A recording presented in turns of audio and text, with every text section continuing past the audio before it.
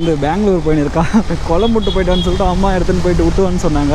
அதனால் சொல்லிட்டு தான் ட்ரெயின் வேறு ஆம்பூர் தாண்டி வந்துட்டுக்குது. இப்போ அர்ஜென்ட்டாக போயின்னு இருக்கேன் நான். உறவடா நடு ரோட்லேயே நிற்கிறானே. இன்னும் 5 நிமிஷம் இருக்குங்க ட்ரெயின் வர்றதுக்கு.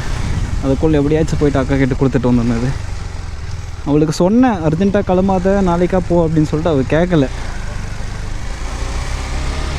ட்ரெயின் இன்னும் வரல போல் இருக்குது. பைக் ஓட்டுறதுல எங்கே இருக்கா தெரியலையே.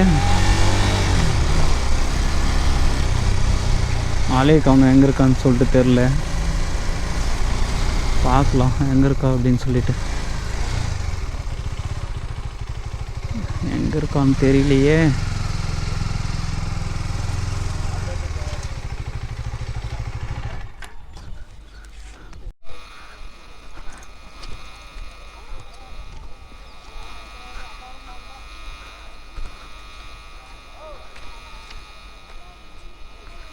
இந்தா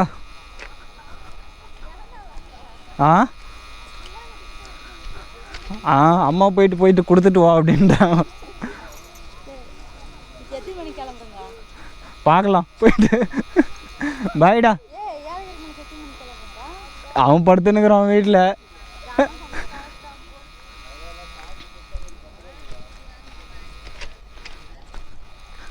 ஒரு வழியாக கொடுத்தாச்சு. ட்ரெயின் மிஸ் ஆகல. இப்போ கிளம்பலாம். அப்படி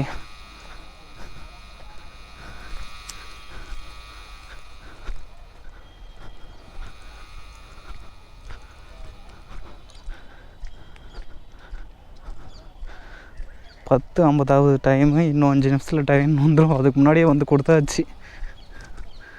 சரி பைக் எடுத்துன்னு கிளம்பலாம்.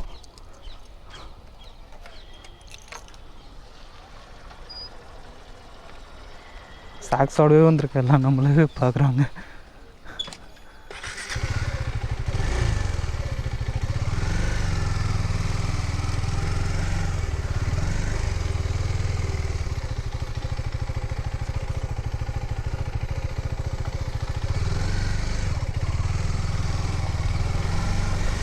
அவ்வளோதாங்க கொடுத்தாச்சு, கிளம்பலாம்.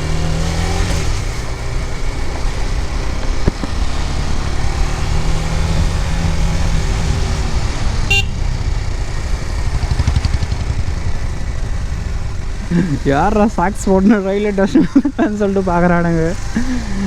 பைக் இந்த மாதிரிக்கு இவனோட எப்படி இருக்கா அப்படின்னு சொல்லிட்டு பார்க்குவாங்க.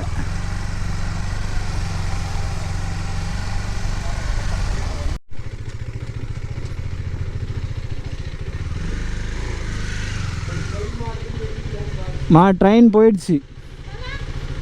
அப்புறம் அண்ணங்கிட்ட கொடுத்துட்டு வந்துட்டேன். அங்கேயே தான் அண்ணங்கிட்ட. ட்ரெயின் போயிடுச்சு. நான் என்ன பண்ணிட்டோம், அவன் வாங்கிக்கணும். அண்ணன் போயிடுச்சு ட்ரெயின்.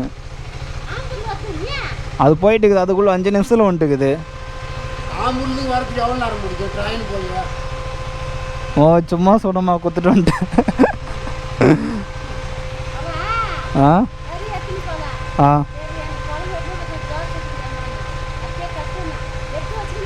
அங்கே போனால் ரயில்வே ஸ்டேஷன் எங்கே இருக்கிறானே கண்டுபிடிக்க முடியல. அப்புறமா அண்ணனுக்கு ஃபோன் பண்ணிட்டு